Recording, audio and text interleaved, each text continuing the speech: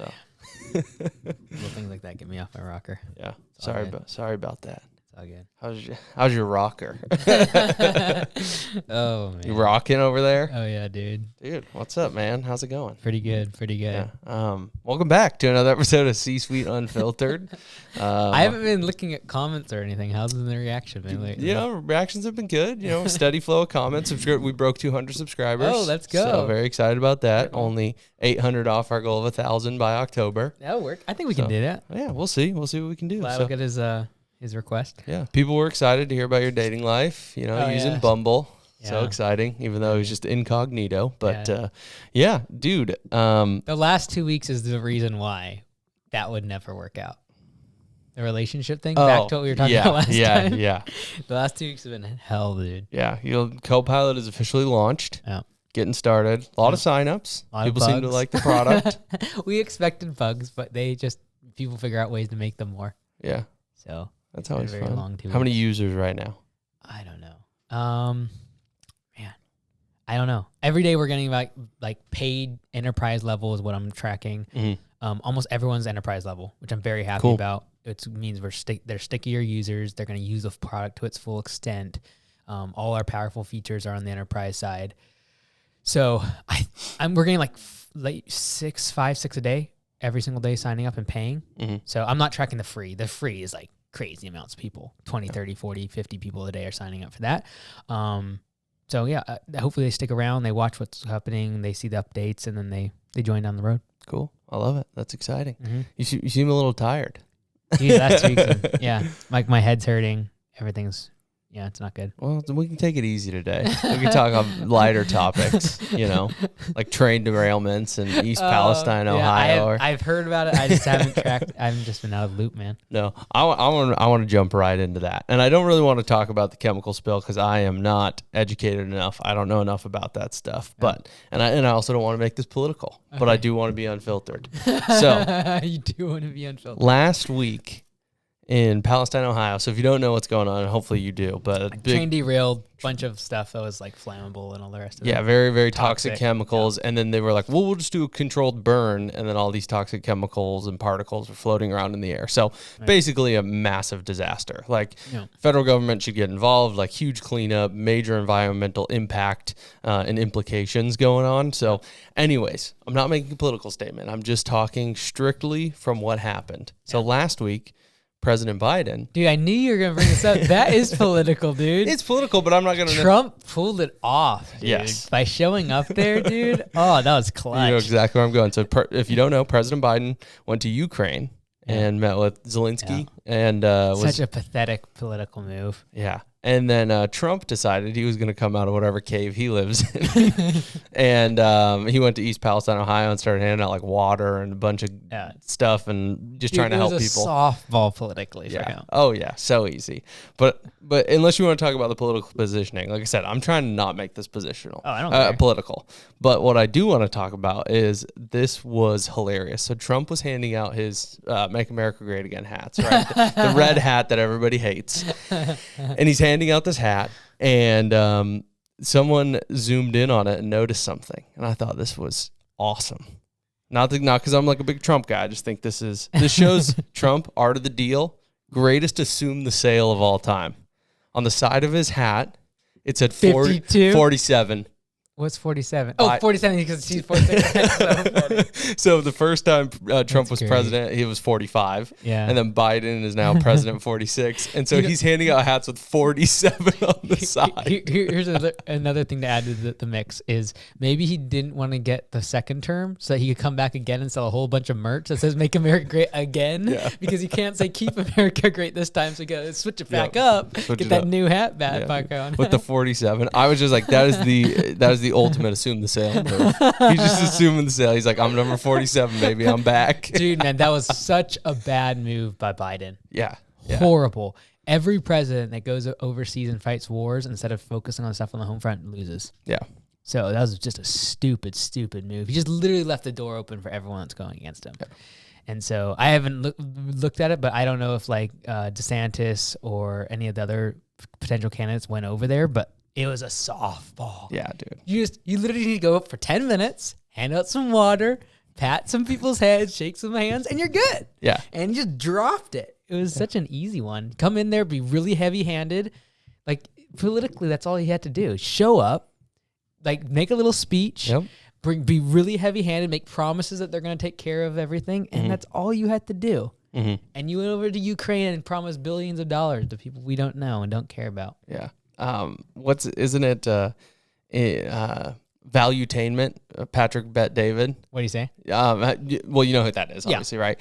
No, he just had a guy on like a political pundit, if you will, and the guy was like, Trump is the biggest joke in all of presidents, and he's like, well, what? And Patrick Bet David gets very defensive, and he interrupts him, and he gets very aggressive. That's just his style. And he goes, well, what makes him a joke? And the pundit goes, well, all the promises that he never followed through on. And I'm like, that's every politician I have literally ever heard speak. They all just put all these grandiose promises and don't follow through. And if that qualifies Trump as a joke, then every politician or anyone who's ever made a promise that they didn't keep is a joke. So, but it's just funny. Well, now that we're on this Trump bandwagon, because that's going to be the title of this video. Hat says Augusta. This hat, I just want to make that very clear. If you spin those around. How was I going to say? Oh, yeah. Like, you can't argue with some of the things that Trump said. Like, there's one thing that if he would have pulled off, that everyone thought it was a joke about, if he would have pulled it off, would have literally set America up for the next few decades in an incredible position. He wanted to make 100-year treasuries. That would have basically refinanced the entire debt of the United States and would have put us in such a powerful position going now in a high inflation environment, whereas now the interest rate is going to be on these, most of our debt's on this 2 and 5 and 10-year cycles. Like, it would have completely changed the debt structure of the United States, and everyone laughed him to scorn. But when he proposed, if we would have done that, we would have said literally the debt. If you would have taken the change in interest rates that we were paying now on our debt balance, we would not have a debt crisis right now. So things like that he said that everyone laughed at. Same thing with the Wuhan thing, and all of a sudden, like now it's kind of like true. Yeah. So it's just fun, but not fun. It's funny. I don't know. It's just he's just a goofball. Like if he just didn't do some stupid stuff, he I think his policies are mostly on point and actually people agree with. But like he's just a joker in terms of like some of the things he says and his morality and things like that, which just kind of stinks, because like I think he makes a lot of good decisions in terms of politically. Yeah. Like that was such, I saw that and I was like, dude, Biden, what are you doing, dude? Yeah. Half your country doesn't even agree with the war over there and supporting them. And you have massive inflation. And you're over there like, all right, spend more money. We're going to do this. We're basically going to push the Russians into the corner so they declare nuclear war. Like, what are you thinking? Yeah. Anyways, just go hand out water bottles, dude. Essentia. Into your own country. Like, hand out some water bottles. I saw... it's a shiny object syndrome for presidents, is wars. Oh, yeah. Yeah, dude. Same thing with entrepreneurs. Like, oh, this and this. It's like, no, just focus on your thing. You'll do better that way. Just do it. Just stay in your lane. That would be nice. Yeah, I mean, it is what it is. But, you know what they say about conspiracy theories and history? What's the difference between them? I would say something like, like hindsight. 6 months. That's pretty good. That's the difference between conspiracy theories and history. Just 6 months. There you go. Let's go. Yeah. So we'll see. But there you go. There's your political talk with Lee and Mike. Yeah, dude. This could be like a MAGA on the title. Oh, although we might get flagged and then demonetized. I could Photoshop Make America Great Again hats on us. Yikes. Oh, please no. All right. Well, let's move to some people are going to be very offended about what we just said there. Yeah. Too. But like they can't people cannot reconcile the fact that a politician can have horrible morals, and I do not support it, but yet I support their policies. Mm-hmm. And not all of their policies, by the way. Like everyone's so binary, they can't just like distinguish that there's pros and cons and people make good and bad decisions, and like that actually they might be wrong, right? And like I could be wrong about the whole Ukraine thing too, because I don't have all the information. Right. So, maybe that's the best thing for Biden to be over there, right? So, whatever. Maybe it is. Or maybe it's people telling him that's where he needs to be so he looks worse. You know, put on your tinfoil hats. Let's just see. All right, let's switch to something not controversial whatsoever. Okay. Dave Portnoy, Barstool Sports. What happened? No, they're extremely controversial. No, actually, I wanted to talk about it from the business side. So they just got bought out. Did you see this? No, so 100%. Penn? Yep, Penn Gaming. So they originally bought a 33 or 34% stake. They bought the whole thing. And now they just bought the whole thing. Interesting. What was the valuation? Yeah, so I pulled up an article here from CBS. I'm going to guess. 200 million? No. For the whole thing? No. I'm way low. You're way low. 2 billion? No, it's almost double your original guess. 400 billion. 400 million. 388 million was the final sale. So that was pretty close. 200 million, Well, 388. Come on now, double. dude. It's basically double. I was a shot in the dark, bro. I mean, that's pretty good. That's pretty good. Yeah, I guess because it's a media company, it's completely different. But yeah, so basically established by Dave Portnoy in 2003. He was literally just doing like blogging back in the day when the internet was just blogs and just words. And then he did a print newspaper, and he would go to the subway stations and train stations in Boston, and he would just hand it out to people. And in early 2020, Penn bought in for a 36% stake, and that was 136 million. And then they paid the rest. So their valuation was actually higher back then. Yeah, probably. Interesting. Yeah. So Penn. So I was looking at some of their some of the meetings they did release. And they did town halls, right, with like Barstool employees. They were like, well, what's that mean for us? Like, we're a media company. Penn is a casino, entertainment, gambling, sports betting company. And they were like, well, we bought Barstool because you guys reach an audience we don't. And Penn was looking at a lot of their users and people that subscribe to the stuff they use. And obviously casinos and sports betting, their average consumer age is 52 years old, and Barstool's average consumer age is like mid-20s. And they're like, it's a completely different market. We don't have access to those consumers. So definitely, I think a good acquisition for Penn to get younger. Interested to see how much it does affect Barstool, because, whenever there's an acquisition, it's like, oh, we're not going to change anything. Just do you guys. And it's like, well, now it's a publicly traded company. Are they going to have that much freedom? Well, yeah, no, it's like, it's what it reminds me of is like why CRMs get bought up by credit card processing companies is because of the infrastructure of the CRM. They don't care about that. They just want the processing fees. It's like they make their money in the back end. It's the same thing with all of these sports gambling companies. They don't care about the media. They just need the eyeballs so that they can pitch the very, very lucrative gambling side of things, right? So like FanDuel, for example, with Pat McAfee, gave millions and millions of dollars. It's not because they're so nice. It's because they want the attention around something that's now becoming legal, and it's sports gambling. It's super profitable, right? Yeah. So the fact that they're buying assets, though, that's incredible. They're now actually buying out rights and actual, media assets, and it just proves that like the money is in the gambling. The same thing is true with CRM. The money isn't in the software; it's in the credit card processing. Yeah.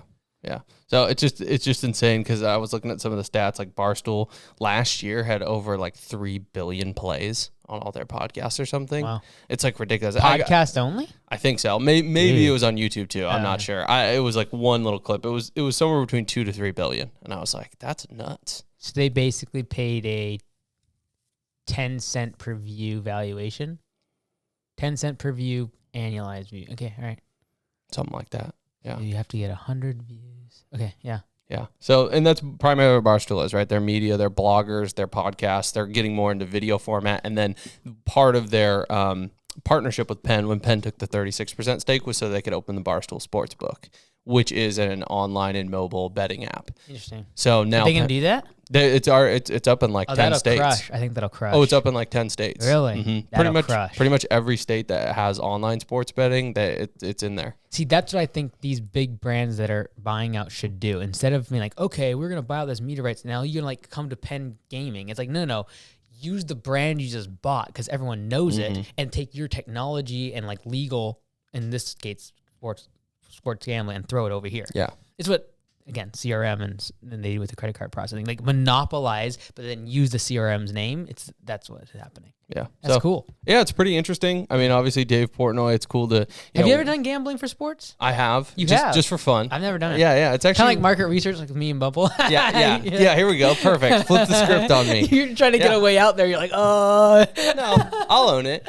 I'm just joking. I can say hand up, though, total amount I've ever bet is less than $300. Guaranteed. Super Bowl parties with buddies. Small boy pants? Yeah, 100%. Well, Super Bowl parties with friends. It's like, dude, let's all put in $20, and just see, cool. So it's fun. Now it just became legal in Washington State in person at casinos. So as of last year. Interesting. So you can go to like where we are, Washington State, you can go to certain casinos and do sports betting in person, but you can't do it mobily, can't do it from your phone. Really, right now you can't? No, I have. So my first kind of try of sports betting, my wife's from Tennessee, the producer of the pod, she's from Tennessee. Yeah. And we go down there for like Christmas, and we have a couple friends down there we always hang out with. We go to like Top Golf or grab dinner with them. And my buddy Nate, he's like, hey man, you want to get I don't know, FanDuel or whatever. He's like, you want to download this? I was like, yeah, sure. He's like, cool. Yeah, one of them. And he's like, yeah, I'll send you this promo. We each get $50 if you put $50 into your account. I was like, okay, well, I put 50 in, I get a free 50. He gets a free 50. Might as well. So that was my introduction. But in Tennessee, sound like a Ponzi scheme. but as soon as I put 50 in, all of a sudden there was a matched 50, and he got his 50, which that's an easy way to get people addicted. You're like, I'm playing with house money, right? 2% odds. So in Tennessee so you have to have your GPS and everything on. As long as I was in Tennessee, I could place a bet wherever I wanted. And then if I turned that on right now on my phone in Washington, it wouldn't let me place a bet. Even though I had an active account in Tennessee, it geo-locks me. What if you did a VPN? I don't know. I'm sure there's workarounds. Yeah, there has to be. Yeah. So, but yeah, I've in my whole life probably less than like $300. I put 20 on Navy to win the Navy Army game, really? Army Navy, because my dad was Navy and I was watching it with him, and I was like, "Hey, I got you a birthday present," and handed him a bet slip for $20 on Navy. He just thought I was so dumb. I was like, it was fun. It was a good bit. Sports gambling is dangerous though, especially if you can have it in your pocket. Like if people already have addictive tendencies, I would be very scared of people using it, because literally when I'm in Tennessee, I can just like, I was watching at the Alabama football game and I was like, yeah, I can put $5 in Alabama right now. And I did. And of course it was like the one time they lost, but it's that easy. Like you can whip out your phone and put $5,000 on a game. It's nuts, but very lucrative. So Barstool, fully acquired by Penn Gaming. So there you go. Right on. Well, let's switch it up. I got a few just random things. There's, this is just the junk drawer, if you will, of podcast today. But you or the media team messed around with AI. Was it you or the media guys? Which part? That produced pictures of you in AI. Oh yeah, we did that. We use AI a bunch now. We use it for. Yeah. We're actually gonna create a whole book using AI. That's what I heard. Yeah, we're gonna create a book using AI. We use it for thumbnails. We use it for a whole bunch of stuff. We're gonna start writing every single video is gonna be create a blog post in like 10 seconds using it, and then just throw it and make a blog post just for SEO. So yeah, and then the book will come out in it using AI. We're trying to there's a bunch of stuff we're working on. Yeah. So. What I wanted to talk about was this, and I'll throw it up on the screen. Okay. What's up with this? I know, dude. The Jimmy Neutron. There's a better picture. If you ask the media team, they can get the full head shot there.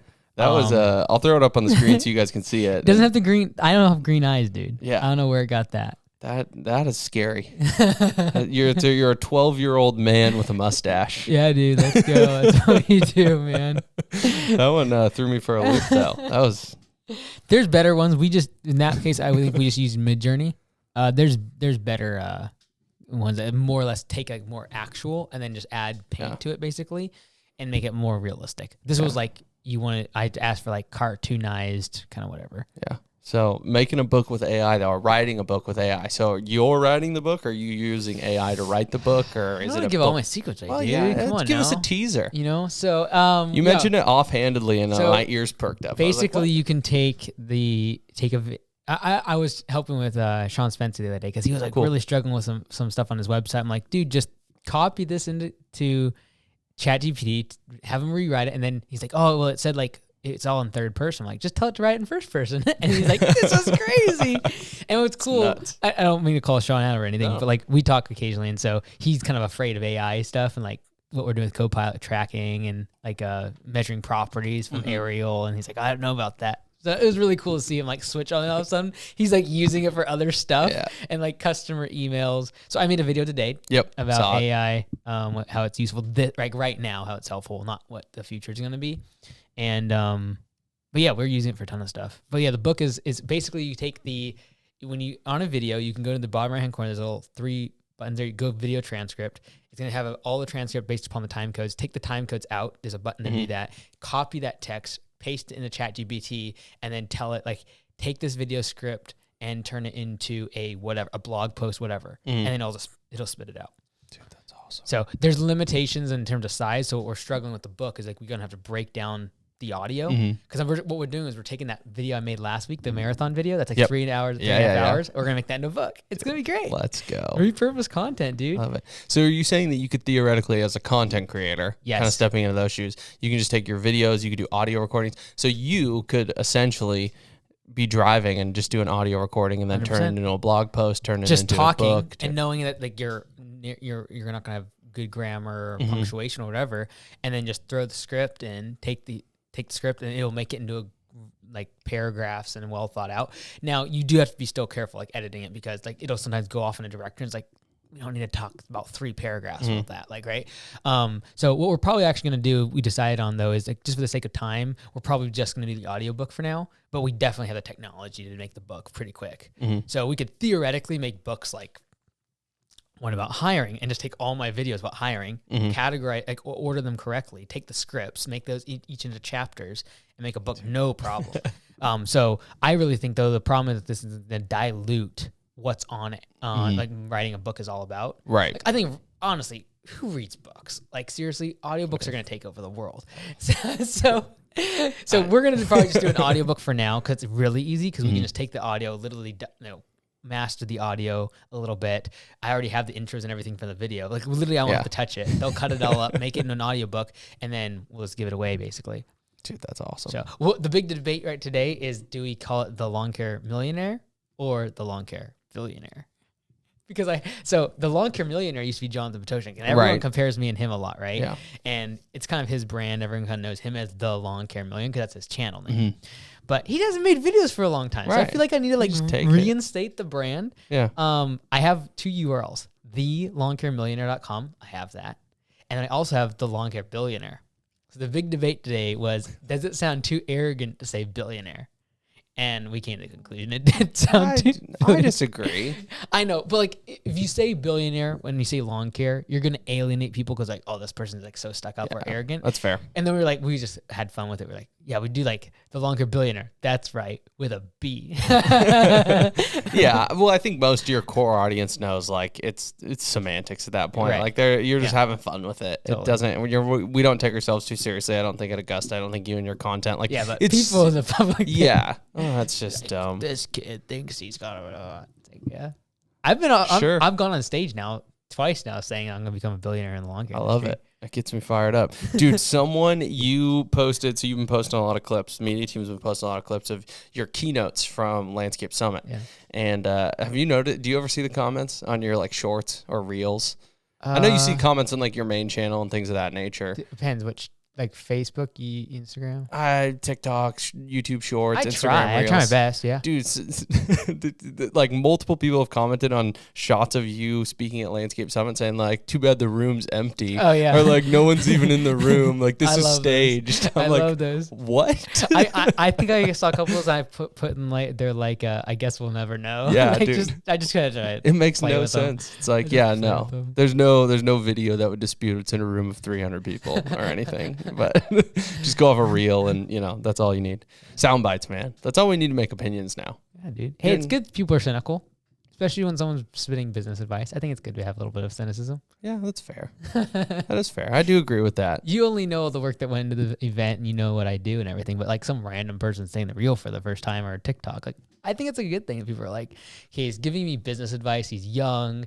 He's yelling. He's all over the place. Like, I'd probably be like, this guy. His voice is cracking. Dude, he's a jerk, man. So. He's wearing yellow. I don't know how I feel about it. Yeah, that's fair. White belt. Some guys like, first law, don't listen to people wearing a white belt. Yeah. It's like, what does that even mean? Oh, man. That's so I don't know. Wherever that guy gets his life advice, I would love to Black learn. Black belt. Yeah. There you go. He's got it. Yeah. I don't know. Well, I heard from a little birdie, completely switching gears. And I want this to stem to a larger, I guess, more educational topic. Oh, mercy. You heard from a bird? Heard from a little birdie. Like Twitter?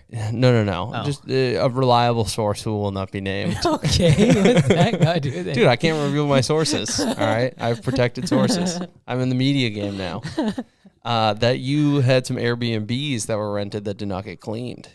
Oh, dude, you can bring this up on the podcast. I mean, yeah, they didn't get cleaned right, so I ended up going and cleaning them. I asked Liz to come help me. yeah. So clean them late at night. what happened with that? So you had a booking, Yeah. and then they just didn't get cleaned. So they all run on like I never deal with them. Right. So in 2022, I did make sure I materially participated so that I could do the cost segregation on the property and take like $150,000 to $200,000 less taxes. That was great, but now I don't really need to. And like we have cleaners, and they track. They're in the app, and they see all the messages. They see the calendar, so they do everything. And then the property manager pays them. Like I never deal with it. I literally have not been in these units for months.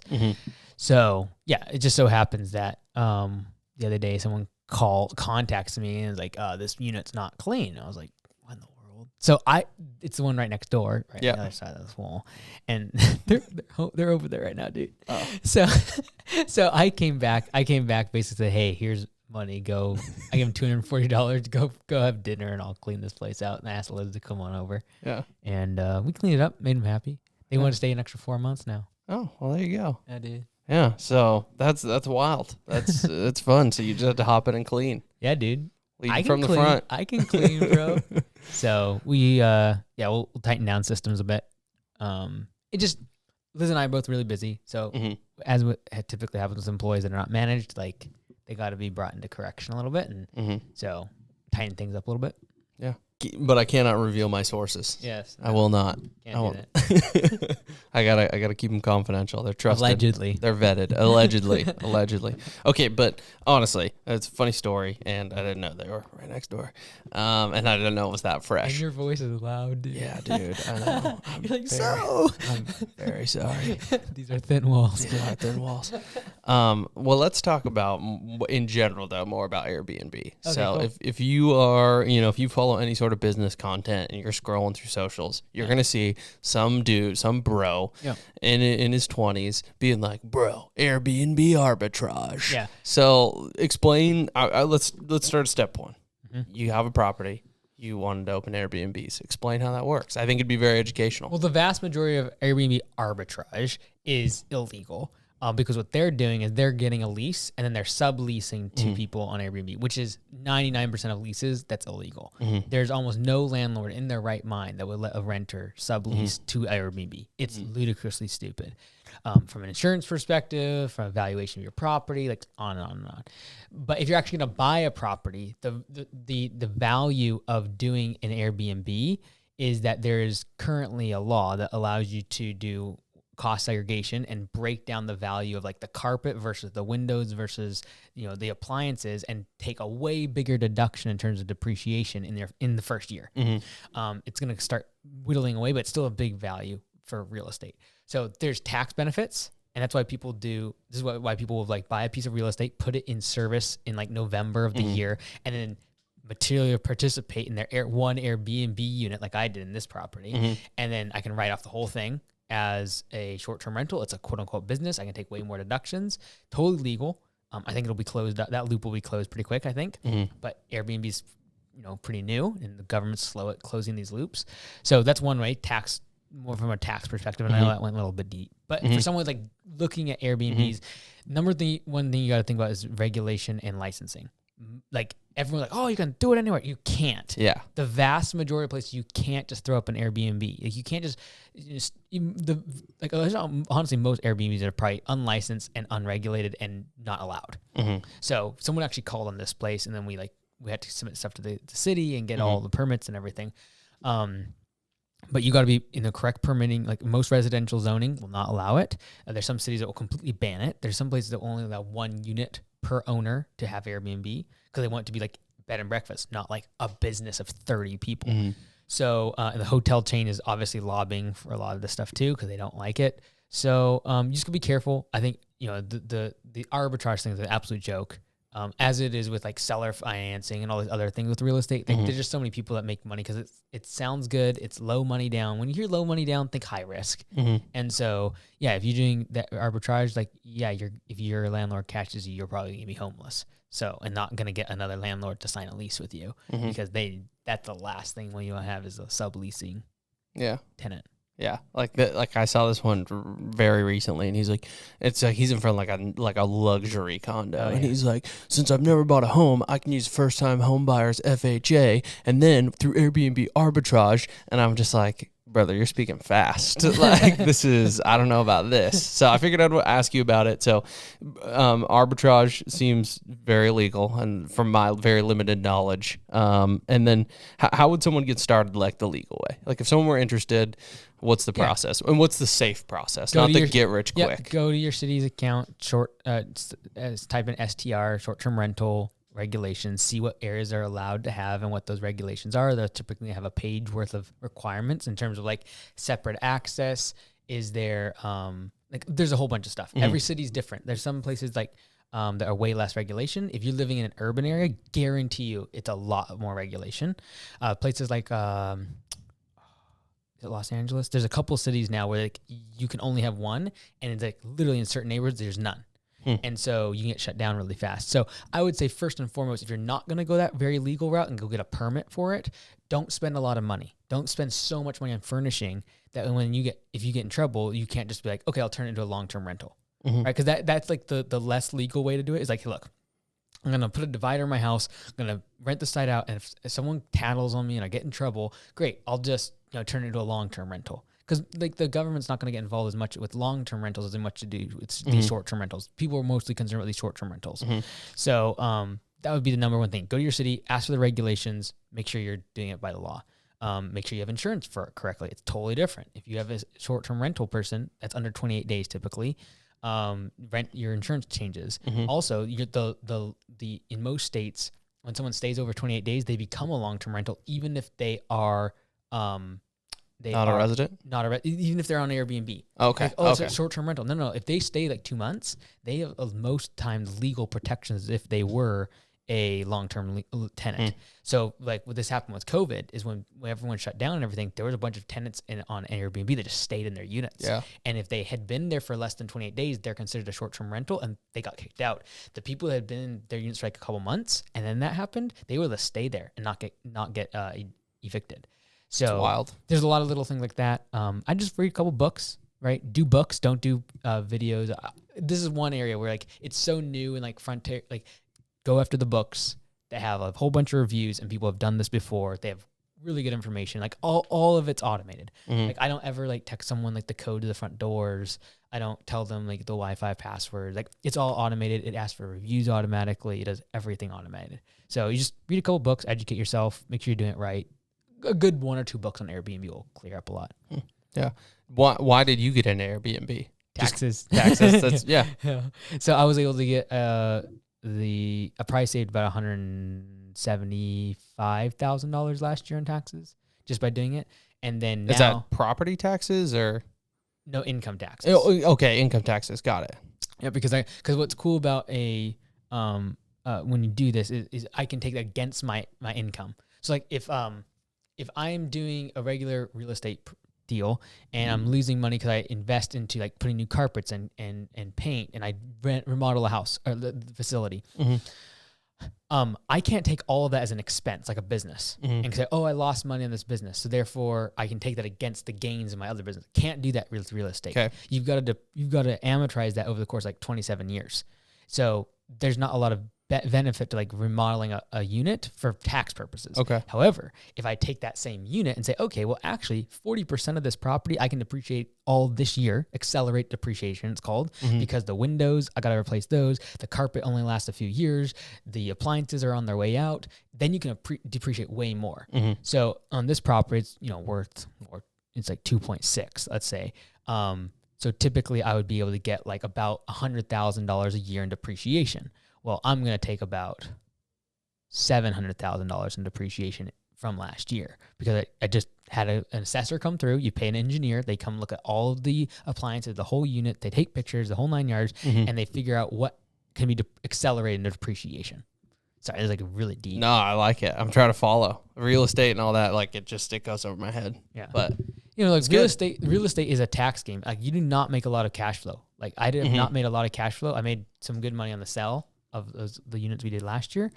And if we sell this one, like I'd make a really good money on it too. But like you don't make a lot of cash flow. It's not great. Like comparatively to the businesses, right? I'll make more like from the gym than all my real estate combined from cash flow, like on a monthly basis. But it's the taxes, dude. You save so much in taxes. Nice. So that's kind of why I want to do it. Yeah.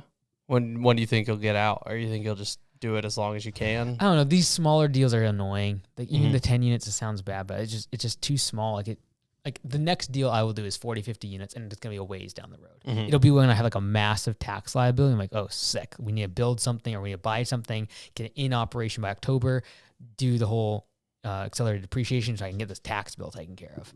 The same way that people buy jets. Like I'm just not gonna buy a jet. I'm gonna buy a massive, 40, 50 unit apartment complex and be like, that's how I'll get rid of my taxes. Yeah. And then you start Andy's Capital. No, dude, I don't want to do that. You know what's very tempting? I don't know if I've ever said this before. Is I know we're doing this thing with Chuck, right? To really prove out the executive model at Augusta. But I think what would be cool down the road is the ability for people to invest and do a pool of say 20 locations. Say, hey, we're going to start this chain. 20 locations. We need $2 million to raise. You can join as an equity partner. The thing is this, it's not worth the headache. It's like, I'd rather just spend my own $2 million, right? But it would be cool to get like other people involved. Other people want to invest. There's people that I think over the course of time would see that as I know it could beat the returns of the stock market. I just don't like the feeling of selling people a security. That's what you're doing. You're selling them a security. You're selling them like a stock. And so it changes the dynamic of the trust and this is the dynamic of a viewer. But I also think that like I would love to give them that opportunity. It's just the legal headache and like then the financial pressure it puts on me. Like I don't like taking people's money, dude. I hate it. Like everyone's always asked me to give money and you asked to invest in myself. Oh yeah. Geez. I thought you meant, I thought you meant the other way around. I was like, I've never asked for money. No, you asked to invest in, and it's just like, I can't take that pressure. Like early on, like that's not a recent thing, but but I think I was like 3-4 years ago, actually. Yeah, it was a long time ago. It was probably 3 years ago. And it was I'm 5.5 years working for you at this point. Yeah. And I think it was like two or so years in, I was like, yo, this is the real deal. And this is right when you started franchising. I was like, can I get in? Can I do something? So, yeah, I get it. But I would like to have something to do that. Like, I genuinely believe if I did that, that'd be probably something that you'd be like, okay, maybe instead of starting my own location, I can do this and at least put my money to work, right? But it's just like, it's the headache of like all the legal stuff. And then I have to make a money. So like, you'd have to take a management fee. And then you're being scrutinized for how that's being spent. It's like, I'll just do it myself. Yeah. So I don't know. I would like to one day though, down the road, be like, okay, let's start a chain of 20, have a couple of regionals, have all the GMs, and then just be like open, have like investors. But again, it's like, it's just not worth the money. Yeah. The headache of all the legal stuff. So if people want to make money with you, they just have to join Augusta. Or sign up for Copilot. Well, for now. Like it just I know we could do that down the road. I would love to be able to have a capital fund where we just start Augusta locations. Like we nailed it. Like it's going to be way better returns than like Cardone Capital where like 3.5 to 4% return. Like nothing. Right? I would probably do something along the lines of like you get no returns for 12 months. Then you get a specific like 4 to 5% for the first year or the next year. And then after that, it's a even split of profit. So then they literally see the profitability, and then if you bought like a 1%, you get 1% of profits, and it'd be like a open book management with your investors. I think we could crush it.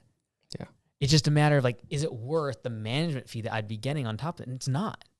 Yeah. I'd rather go start half as many locations myself with my own money and not have to deal with all the legal stuff and the accounting extra stuff and people saying you're a fraudster and all the rest of it. But I know we could get 15% return for people. I know that. So, anyways, yeah.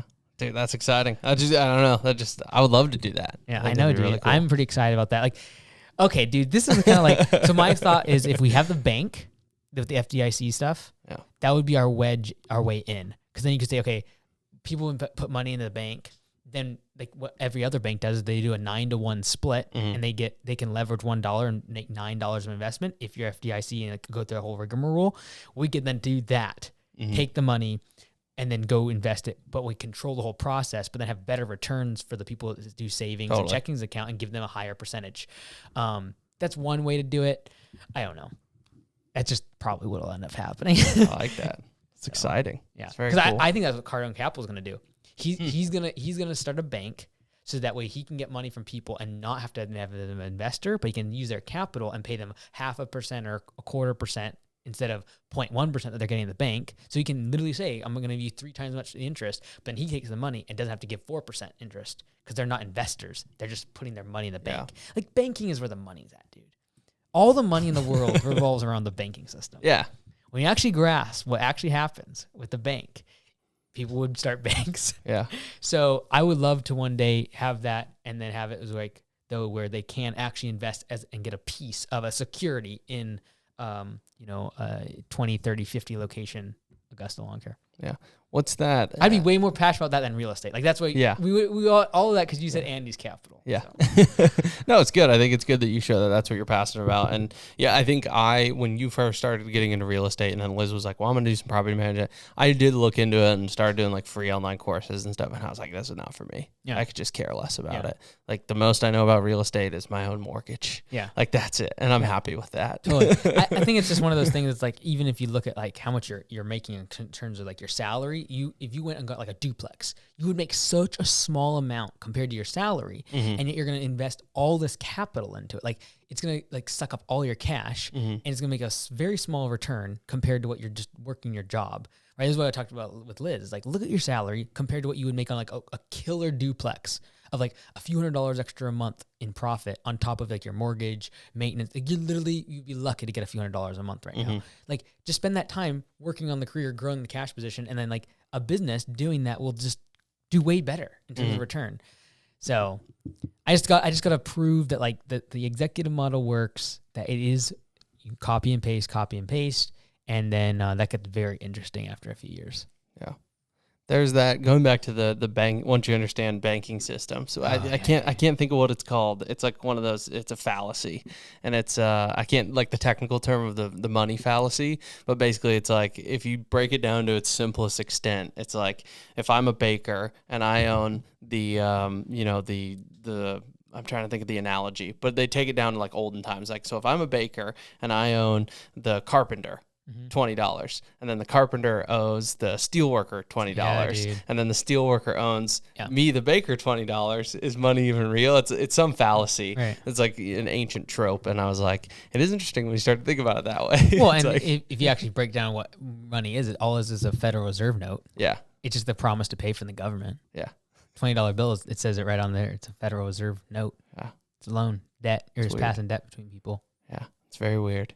Ray Dalio. It's all fake. Ray Dalio has some really good videos on that stuff, like central banking and how global economies work. That stuff's mind-blowing. Dude, if people really understood how banks work and how they make their money, like, they would be mad that they go to the bank and put money there. Maybe we dive into that on the next pod. Yeah, dude. I'm down for that. I'll make a note. Maybe that's the non-financial advice. Yeah. Well, that's what I was getting to. Do you have any non-financial advice? Oh, dude, here we go. Oh, here's some non-financial advice. Let's go. There's some really cool places right now you can make money. Just parking your money. Back to this banking thing. For example, like if you're in Robinhood, you can leave your cash in there and make 4% return on investment right now. Like return interest. How? Because interest rates are so high. Because right now the risk-free investment of bonds, you can make 4.5%. So that's another non-financial advice is go get treasury bonds right now. It's 4%. It's like if you're like, I don't know about the economy, the wars, whatever. If that's what you're feeling, go get 4% of your money. That is like literally has not been the case for decades. You can make 4% of your money risk-free. That's insanity. How does one buy a treasury bond? Oh, there's a lot. There's ETFs that buy them. That's the easiest way to do it. So electronically traded funds. Yep. You can go onto like Robinhood and just type in a 10-year treasury, 2-year treasury, 5-year treasury. That's the easiest way to do it. Is electronically traded fund. You're gonna have a little bit of a fee because it's ETF, but it's the fastest, easiest way to do it. Cool. Yeah. But then the like savings accounts, people are seeing your savings accounts probably like 1.5 or 2% interest now. But then if you go to like a money market fund or something like Robinhood, where you could put in you're just storing your capital there, they're going to give you like 4%. So interesting. Right. I like that. I'm not like, I think when there's high interest rate, there's opportunity out there, right? When there's low interest rate, that's usually when I'm like the opposite. It's like, well, if no one is willing to give me money to store the cash, probably a good idea not to be, storing cash.